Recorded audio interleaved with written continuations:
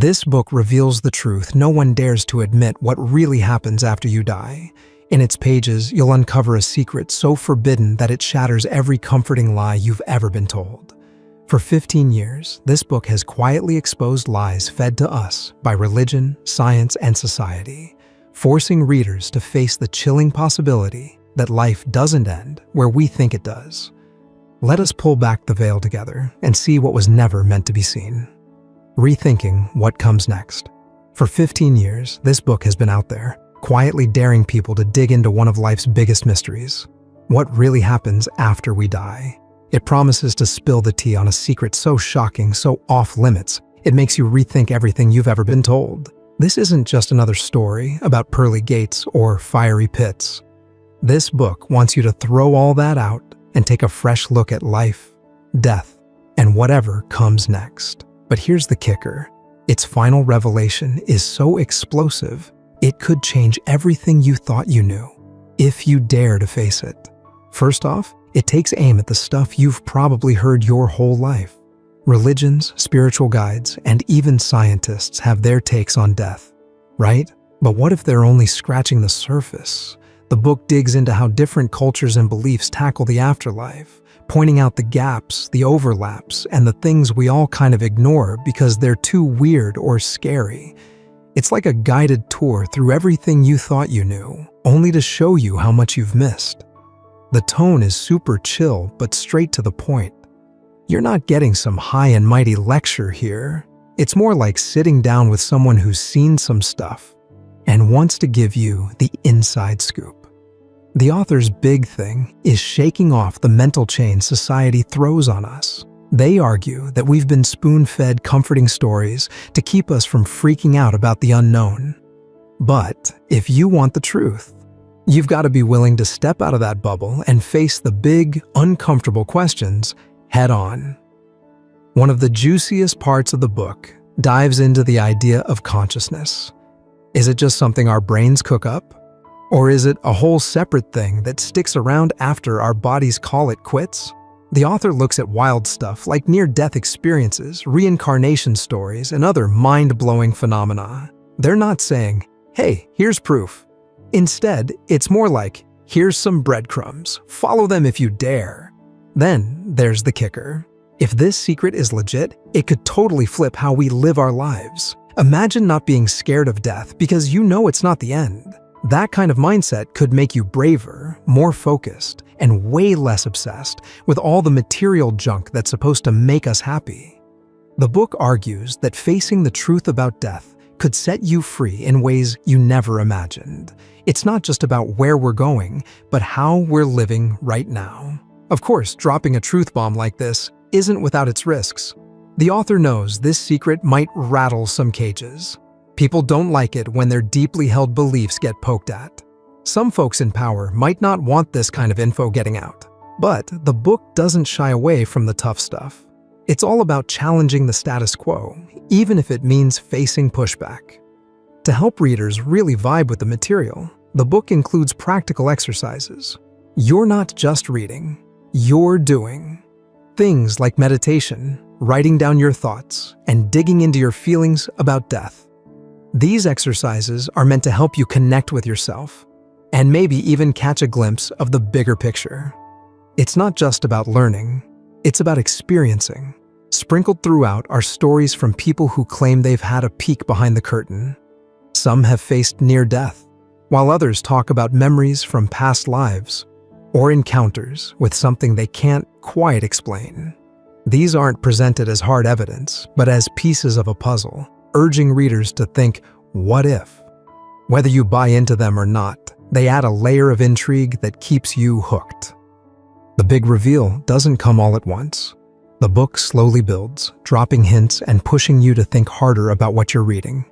It's less about spoon-feeding answers and more about sparking curiosity. The message is clear. Don't just take anyone's word for it, not even the author's.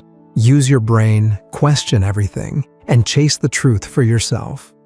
By the time you hit the last page, the book isn't just waving goodbye. It's nudging you to take what you've learned and let it shape how you live. Maybe you'll see life differently. Maybe you'll let go of some fears. Or maybe you'll just be a little more open to the mysteries of existence. Whatever the case, the book's parting words are all about embracing the unknown and finding the courage to explore it. This isn't just a book about death. It's a call to rethink everything: life, consciousness, and the mind-bending possibilities of what comes next. It's not here to preach or convince. It's here to make you wonder, to question, and maybe, just maybe, to see the world in a whole new light. The expanded content dives even deeper into these ideas, stretching the narrative to cover more ground while maintaining the same engaging and detailed tone. For instance, let's unpack consciousness further. This is where the book takes a sharp turn into territory that's both fascinating and challenging. Imagine your thoughts, memories, and awareness existing separate from your body. The author brings up cases of people recounting vivid details of events while clinically dead. These are shared not to insist on their truth, but to emphasize the possibility that what we think about death could be far from the full story. There's also a deeper discussion on how different cultures through history have approached the afterlife. Ancient Egyptians had their intricate rituals and beliefs, painting a picture of a soul's journey through challenges to reach a paradise.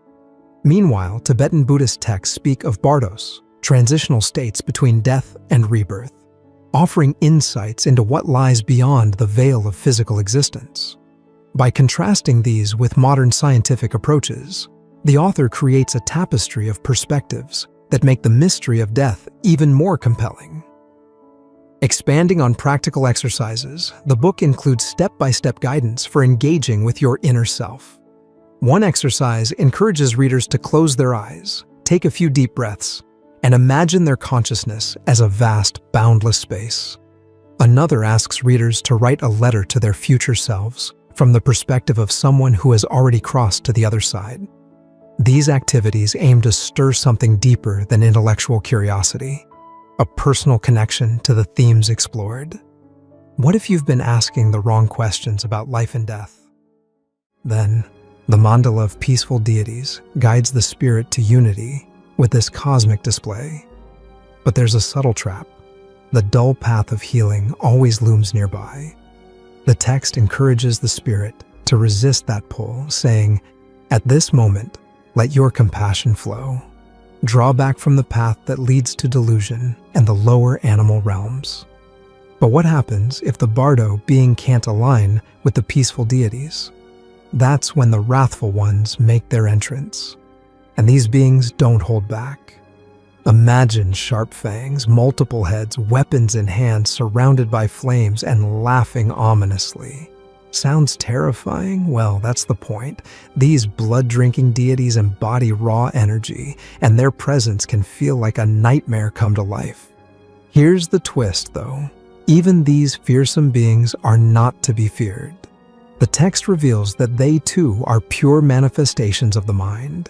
Their wrathful forms are just another reflection of the bardo being's own nature. It's a test, a challenge to see through the terror and recognize that all of this is coming from within. If the bardo being recognizes that the peaceful or wrathful deities are simply reflections of their own mind, they achieve something extraordinary, merging inseparably with the lights and forms of the deities, attaining Buddhahood. This is their second chance to break free from samsara, the constant loop of dying and starting over. But let's be real, it's no easy task. Fear, confusion, and doubt are often too overwhelming. And what happens if fear takes over? Liberation slips through their grasp. The peaceful deities transform into Mahakala, the protector of Dharma, and the wrathful deities morph into Yama Dharmaraja, the lord of Buddhist hells. Yama's presence is as vast as the sky, and he doesn't come quietly. Picture him holding a slate listing all past actions, giving commands of strike and kill, while performing gruesome acts like severing heads and ripping out organs. It's enough to make the bardo being faint in terror, and when they awaken, the opportunity for liberation is gone. From here, the bardo being enters the third stage, the bardo of rebirth.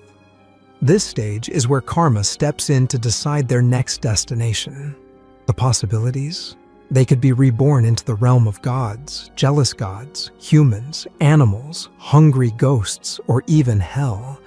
And the process of transformation begins with the appearance of womb entrances. The bardo being feels a pull toward one, and upon entering, conception occurs. Just like that, the pattern continues, and they're reborn into a new life. But as this phase of rebirth unfolds in the East, the West took these profound teachings and reshaped them into something entirely its own. The concept of bardo, with its vivid imagery and spiritual depth, found new life in Western interpretations and cultural reinventions. How the West reimagined bardo. Let's take a step back and remember something important. The Tibetan Book of the Dead isn't just a philosophical text.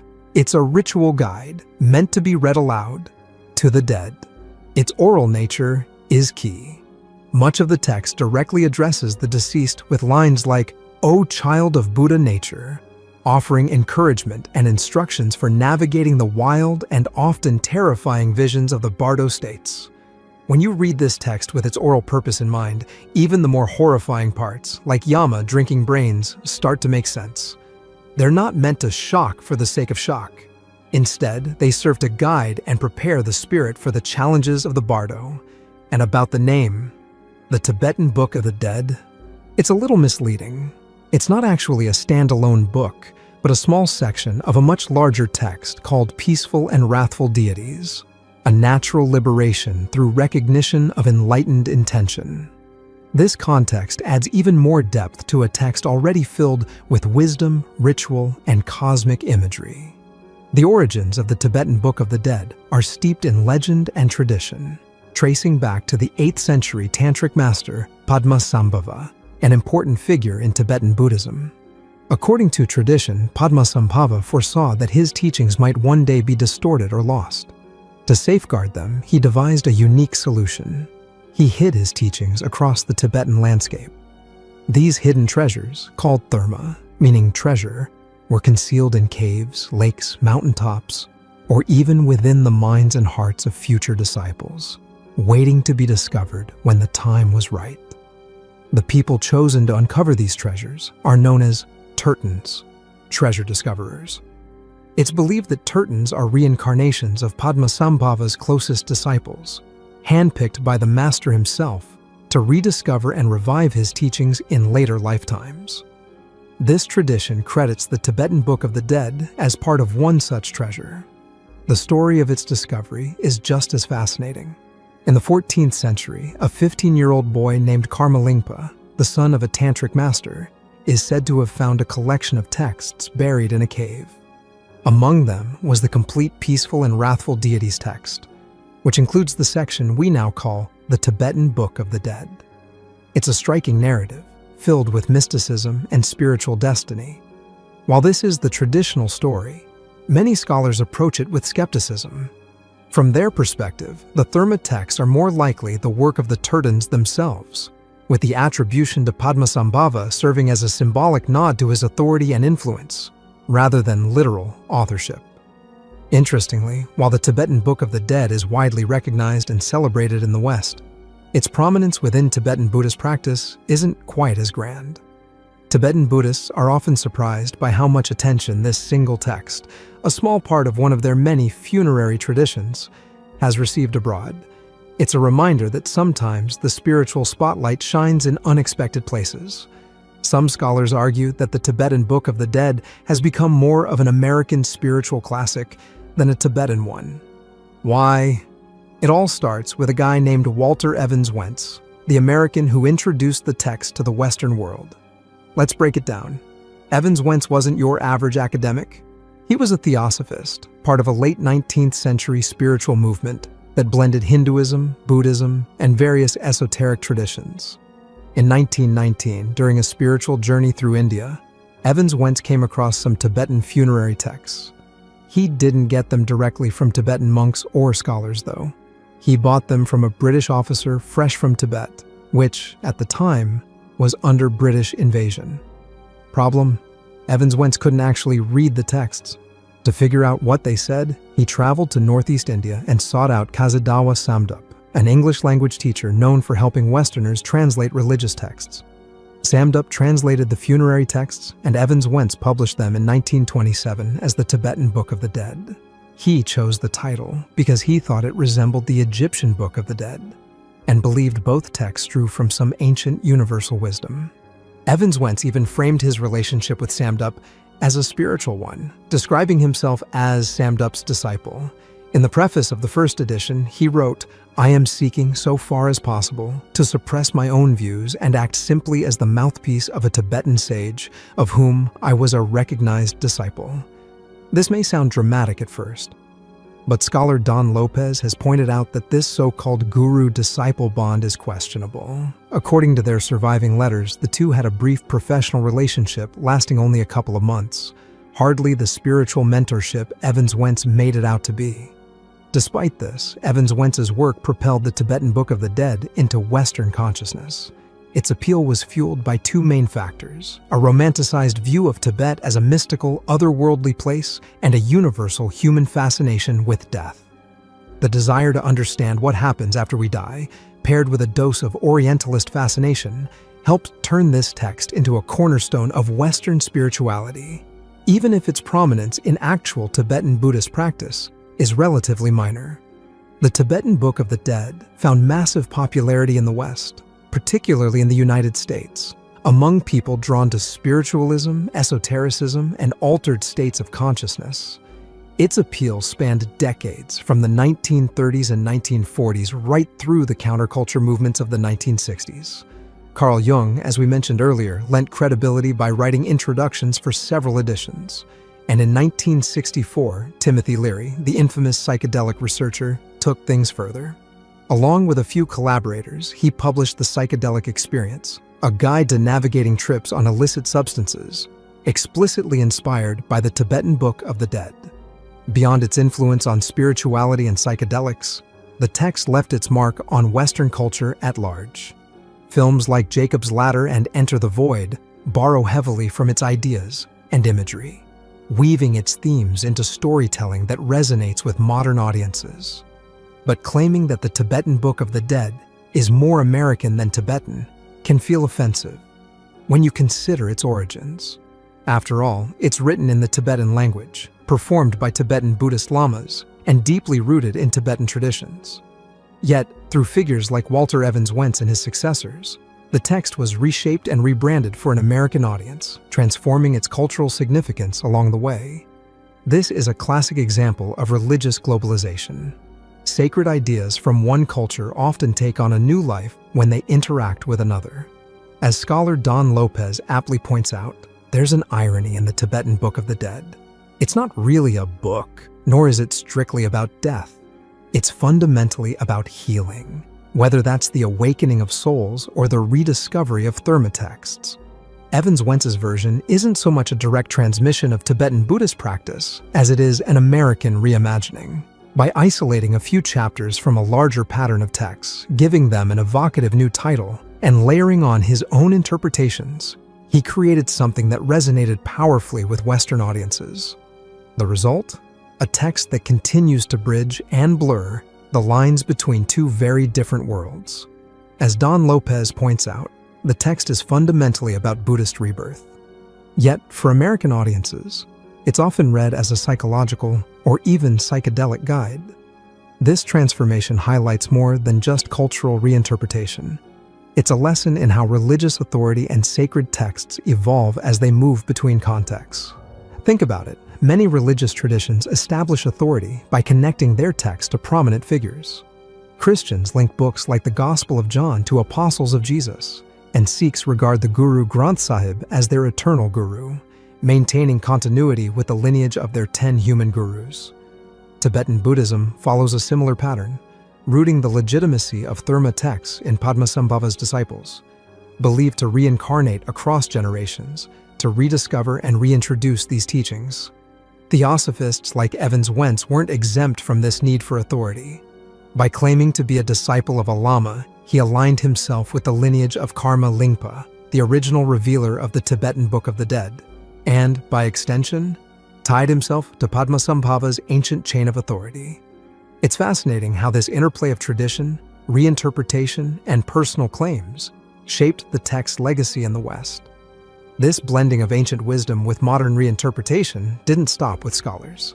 It found its way into unexpected corners of culture. Like even the music scene was echoing the transformative ideas of the Tibetan Book of the Dead. Music meets Tibetan wisdom. The 1960s were more than just about music. They were about exploring deeper meanings and pushing boundaries. Rock musicians of the era weren't satisfied with just making hits. They wanted to tap into something spiritual and transformative. Many of them looked to the ancient wisdom of the East, and the Tibetan Book of the Dead became a massive influence. One artist who took its ideas and ran with them was none other than John Lennon. Paul McCartney once shared that the final track on Revolver, Tomorrow Never Knows, was entirely Lennon's vision. During this period, some illicit substances were making waves, and Lennon had gotten his hands on Timothy Leary's version of the Tibetan Book of the Dead. The ideas in the book fascinated him. Unlike the traditional British view of death as something dull and final, the text described death as a transformative journey.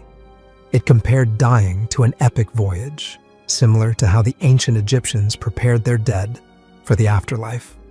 For Lennon, this idea was electrifying. With those illicit substances opening his mind to new perspectives, the themes of the book resonated even more. It inspired him to create a song that captured the essence of these ideas. Tomorrow Never Knows became a bold and trippy exploration of life, death, and the unknown. It was Lennon channeling the wisdom of an ancient text into something revolutionary. The book itself contains one of its most famous lines: "Whenever in doubt, turn off your mind, relax, float downstream." Sound familiar? That's because John Lennon borrowed it and transformed it into the lyrics of his first psychedelic anthem, Tomorrow Never Knows. But Lennon didn't want to go full philosopher without a little twist. He knew the best way to weave spirituality into music was to add a touch of playfulness. As he explained, "That's me in my Tibetan Book of the Dead period. I took one of Ringo's malapropisms as the title to sort of take the edge off the heavy philosophical lyrics." And just like that, a deep spiritual concept became part of a song that was as trippy as it was relatable. Now, let's talk about Leonard Cohen. For some reason, the idea of him playing tennis is oddly funny, but that's exactly what the monks at a Buddhist monastery had him doing. When Cohen retreated to the monastery, the monks noticed something right away. He was too serious. Their advice? Loosen up. They sent him to the tennis courts, insisting he needed to learn how to play, not just work. This experience left a lasting impression on Cohen, who embraced the lesson wholeheartedly. Long after he hung up his racket, he shared the mantra that stuck with him: lighten up. That's what enlightenment means, to lighten up. Leave it to Cohen to turn a bit of Buddhist wisdom into something profound, yet effortlessly cool. For Leonard Cohen, the idea of separating yourself from the grind was transformative. It became the foundation of much of his later work, which radiated the sense of peace he discovered through this liberated mindset. Feeling deeply grateful for the inspiration, Cohen decided to give back in a way that felt meaningful. He lent his iconic voice to narrate a two-part documentary series on the Tibetan Book of the Dead. It was his way of honoring the lessons and the calm it had brought into his life. Moving on to Laurie Anderson, when she and her husband, Lou Reed, connected, they were both at a turning point, reevaluating their artistic journeys and how spiritualism fit into their lives. Their relationship wasn't just about art. It was built on shared values and a deeper understanding of life. Together, they came up with 3 simple rules to live by, something Anderson says became their guideposts. "I'm just going to tell you what they are because they come in really handy," Anderson once shared. "Because things happen so fast, it's always good to have a few, watchwords to fall back on. Practical, thoughtful, and profoundly grounded, just like their approach to life and art." Laurie Anderson and Lou Reed's 3 life rules are the kind of wisdom you want to scribble down and keep forever. They went like this. 1. Don't be afraid of anyone. Now, can you imagine living your life afraid of no one? 2. Get a really good bullshit detector. And 3, be really, really tender. With those 3 things, you don't need anything else. Simple, powerful, and timeless. Anderson added her own perspective to this philosophy by absorbing the wisdom around her and creating her own rules. For her, part of that process was diving into the Tibetan Book of the Dead. The book left such an impression that she created an album inspired by its teachings, turning ancient ideas into a modern artistic expression. It's the perfect example of blending the spiritual with the creative. Now, let's fast forward to the 1990s. Spiritualism might have been overshadowed by the rise of beer-soaked grunge, but Radiohead kept the old-school artistic spirit alive. Thom Yorke was on a mission to explore transcendence through his music, and one of his standout tracks, I Might Be Wrong, tackled the idea of moving beyond the physical world. Yorke described the track as a snapshot of a crisis moment in his life. He shared, "I used to think there was nothing left at all." He recalled a surreal experience one night while living near a beach. As he stood outside and looked back at his empty house, he saw a figure walking around inside, even though he knew no one was there. That strange presence stuck with him, and he channeled it into the song. The result is a haunting yet deeply reflective piece that captures the search for meaning in the unknown. During a chaotic chapter in his life, Thom Yorke found solace by pulling away from the noise and seeking peace in solitude. He spent his time reconnecting with nature and observing the cycle of life and death. Reflecting on this period, Yorke shared, "I spent a lot of time watching things die, walking a lot in vast landscapes, watching the seasons change, ancient rocks, rotting carcasses, flowers blossoming, rivers gurgling." Alongside these meditative moments, he turned to the Tibetan Book of the Dead, letting its teachings guide his introspection and influence his music. Then there's Patty Waters, a name that may not ring as many bells, but played a pivotal role in shaping cultural history. Sometimes it's not the most famous figures who spark a movement. It's those with fresh ideas at just the right time, inspiring others to take those ideas and run with them. Patty Waters, a jazz singer with an unparalleled gift for raw emotion, was one of those people. Drawing inspiration from the Tibetan Book of the Dead, Waters embraced the concept of letting things flow naturally. She translated this idea into her music by creating an open, swirling sound filled with raw, wandering emotions. Her work was an experience, a maelstrom of feelings that left an indelible mark on the artists and movements that followed. Patty Waters' unbound, free-flowing style didn't just stay in her corner of jazz. It set off a chain reaction that directly influenced trailblazers like Yoko Ono and Diamanda Galás. These artists, in turn, left their own marks, inspiring the Beatles, George Harrison's solo work, and beyond. In a way, this domino effect mirrors the central message of the Tibetan Book of the Dead itself. The text emphasizes the power of thought and its lasting impact, famously stating, "Our past thinking has determined our present status, and our present thinking will determine our future status. For man is what man thinks." It's a cycle that flows through art, life, and spiritual understanding. Profound, continuous, and endlessly interconnected. This idea of interconnected cycles naturally leads us to one of life's biggest mysteries, the question that has haunted and fascinated humans for centuries. What happens when we die? What happens to us when we die? It's the ultimate question, the kind that's kept humanity up at night since we first stopped dragging our knuckles through the muck and started pondering the big stuff. Do we simply vanish into the void, ceasing to exist? Are we thrown back into the mix as fresh-faced babies, or maybe even animals, on some endless karmic loop of reincarnation? Or is there a white light waiting for us, the one we've heard about in near-death experiences on shows like Oprah or Larry King Live? The warm glow, the smiling faces of loved ones long gone. It's comforting, right? Then there's the classic Christian image. St. Peter standing at the pearly gates, clipboard in hand, checking if your reservation for eternity in the kingdom of heaven is confirmed. Why does the question of what happens when we die cling to us so tightly? In his book, How Plato and Pythagoras Can Save Your Life, Nicholas Kardaras explores the idea that humans are unique in their ability to ponder this, because we're the only species capable of mentally traveling through time. We can project ourselves into the future, and what do we inevitably find? Death. And that realization? It shakes us to the core. Some might say it scares the hell out of us, or maybe even scares the heaven and hell into us. Pulitzer Prize-winning author Ernest Becker tackled this existential terror in his groundbreaking work, The Denial of Death. Becker argued that everything we create, our art, our towering buildings, our religions, and even our drive to have children, is rooted in one primal urge: to deny our mortality. It's all a way to soothe the deep-seated anxiety, what psychologists call thanatos anxiety, that there might be nothing beyond this physical existence. The common wisdom says we'll never really know what happens after we die, because no one has ever come back to tell us.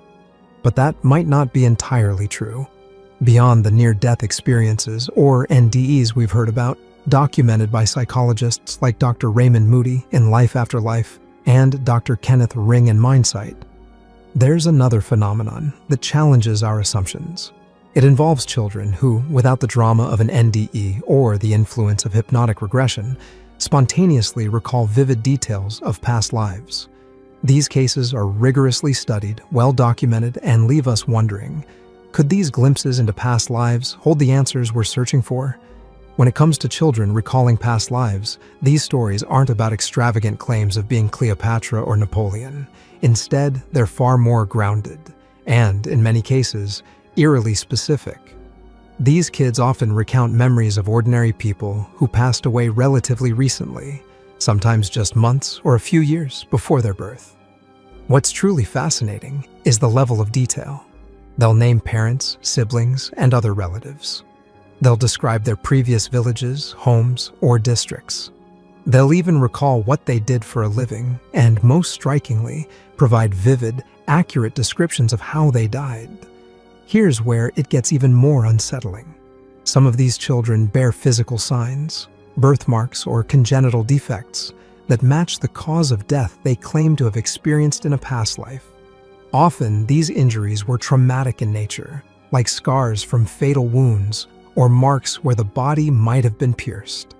The correlations are startling and difficult to dismiss as mere coincidence. And if you're thinking these accounts sound too wild to be true, consider this. Over 3,000 of these cases have been rigorously documented. What's even more surprising is that this research, far from being some fringe endeavor, has been conducted at a major U.S. university for more than 40 years. It's a reminder that the question of life after death may not be as unanswerable as we once thought. At the Division of Perceptual Studies at the University of Virginia, groundbreaking research into reincarnation has been ongoing for decades. Dr. Jim B. Tucker continues the work of his predecessor, Dr. Ian Stevenson, who began this research in 1967 and devoted nearly 40 years of his life to it. Stevenson traveled the globe with his team, methodically interviewing, photographing, and documenting these astonishing cases of children who vividly recalled past lives. Stevenson's dedication to rigor and accuracy was unparalleled. In his books, such as 20 Cases Suggestive of Reincarnation and Where Reincarnation and Biology Intersect, he outlined the methods his team used to verify the children's claims. They cross-checked details like names, places, occupations, and causes of death against official records and interviews with surviving family members of the deceased. If there was any evidence that a child might have been exposed to the details of the prior life through stories, media, or other sources, Stevenson rejected those cases as inconclusive. Only cases where no other explanation could account for the memories were accepted as being suggestive of reincarnation. This careful approach ensured that the research wasn't dismissed as speculation or wishful thinking.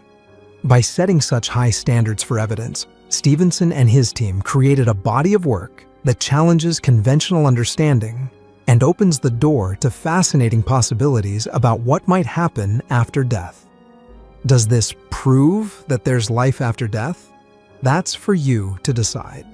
What's more, there have been controlled double-blind experiments showing that intercessory prayer, praying for someone's healing from afar, can yield positive recovery outcomes. This has been observed in coronary and oncology patients, suggesting that something intangible may be at play. Then there's the fascinating work of Dr. William Tiller and his team at Stanford, who conducted repeatable experiments demonstrating that focused meditative thought could alter the properties of material objects. Writes, they leaned all the way into the concept of mortality. But why? Why this fixation on the underworld and what lies beyond? Plato offers us a clue. He called philosophy a kind of death before dying. This wasn't about morbidity, it was about enlightenment. Plato and Pythagoras believed that by confronting the transient nature of the physical body, we could better grasp the eternal essence of the soul. To the Greeks, true understanding came from peeling back the illusion of the material world and getting a glimpse of what some might call ultimate reality. The Greeks saw it as a kind of hero's journey, a phrase later popularized by Joseph Campbell. Facing your mortality and the darker corners of your psyche, your shadow side, was an essential part of achieving personal integration and spiritual growth. Plato believed that by metaphorically dying before actual death, a person could transcend the ordinary and touch something eternal. How did they do this? Through a disciplined mind-body-soul lifestyle filled with metaphysical philosophy. This led to a ritual called incubation, where participants would lie perfectly still in a pitch-dark cave for hours, or even days. If they were adequately prepared, this process could lead to an extraordinary transformation, a feeling of shedding the physical body as a snake sheds its skin. This wasn't just spiritual fluff. The Greeks were exploring a process of personal alchemy, the kind Carl Jung later wrote about in his studies of transformation and self-actualization. They were building on insights that stretched back to the Egyptians, Babylonians, and beyond, tapping into universal truths about the interplay between life, death, and the eternal. For them, this deep dive into the shadow was more than just about understanding death. It was about discovering what it truly means to live. The real magic behind near-death experiences might lie in something profound, the dissolution of the self and a fleeting glimpse into the infinite. It's as if death acts as a release, breaking down the boundaries of our individual, ego-driven consciousness and expanding it into something much larger. When the walls of the self crumble, what's left? Is it nothingness? Or is that nothing actually everything? The boundless allness that some call ultimate reality. So, what really happens when we die? Maybe it's not an ending at all, but the start of a whole new awakening. The wild thing about Plato and Pythagoras is that they believed you didn't need to face death to experience a transformative awakening. Their teachings outlined a way of life rooted in philosophy and deep contemplation that could strip away the illusions of the material world and help you tap into something eternal. Essentially, they were handing humanity a cheat code for a life-changing, mind-blowing glimpse of the infinite no near-death experience required. It's a staggering idea, one that suggests the ultimate mystery of existence might be closer than we ever imagined. But what about people who have technically died and come back? In 2001, a 66-year-old man undergoing surgery for an abdominal aneurysm experienced cardiac arrest. After 17 minutes of CPR, defibrillation, and medication, his vital signs were gone. The medical team declared him dead. 10 minutes later, against all odds, his surgeon found a pulse. The man was alive, and the operation went on to a successful conclusion. Then there's another case from 2014 of a 78-year-old man in Mississippi. After a hospice nurse found no pulse, he was pronounced dead and sent to the morgue. The next day, the man woke up in a body bag. These unbelievable stories sound ripped straight from a horror movie, but they're part of a real-world medical phenomenon known as Lazarus syndrome. Named after Lazarus of Bethany, the biblical figure who was brought back to life by Jesus Christ after 4 days in the grave. The Lazarus phenomenon describes the delayed return of spontaneous circulation after CPR has been stopped. In layman's terms, people pronounced dead after cardiac arrest unexpectedly regain cardiac activity. While rare, Lazarus syndrome raises profound questions. Is death always final, or are there moments when the boundary between life and death becomes blurred, teasing us with the possibility that the end might not be as definite as we think? These cases might not explain the ultimate mystery, but they certainly add another fascinating angle to the age-old question of what happens after we die. But some researchers suggest that the Lazarus phenomenon might not be as mysterious as it seems. It could have a scientific explanation rooted in the resuscitation process itself. One idea points to a buildup of pressure in the chest caused by CPR. When CPR is stopped, the pressure may gradually release, allowing the heart to restart on its own. Another theory involves the delayed effects of medications like adrenaline, often used during resuscitation. As several scientists explain, drugs administered through a peripheral vein might not reach the heart effectively due to impaired blood flow during CPR. Once blood flow improves after stopping CPR, the delayed delivery of these drugs could trigger a return of circulation. Besides this, there's hyperkalemia, a condition where blood potassium levels are too high, which has also been linked to delayed return of spontaneous circulation. It's one more piece of the puzzle, suggesting a range of factors might contribute to these rare and dramatic cases. Now, the challenging part is that Lazarus syndrome is incredibly rare, and the small number of documented cases makes it difficult to pinpoint the exact mechanisms behind it.